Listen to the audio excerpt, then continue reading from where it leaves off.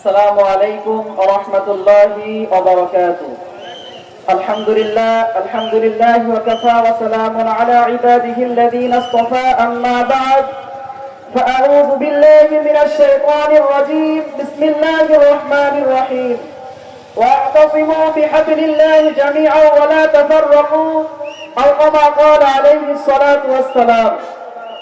ইসলামী আন্দোলন বাংলাদেশ খোকসা থানা শাখা কর্তৃক আয়োজিত আজকের এই গণসমাবেশে উপস্থিত সম্মানিত সভাপতি, কেন্দ্রীয় নেতৃবৃন্দ, মঞ্চ উপবিষ্ট হযরত উলামায়ে কেরাম, আমার সামনে উপবিষ্ট খোকসা থানার বিভিন্ন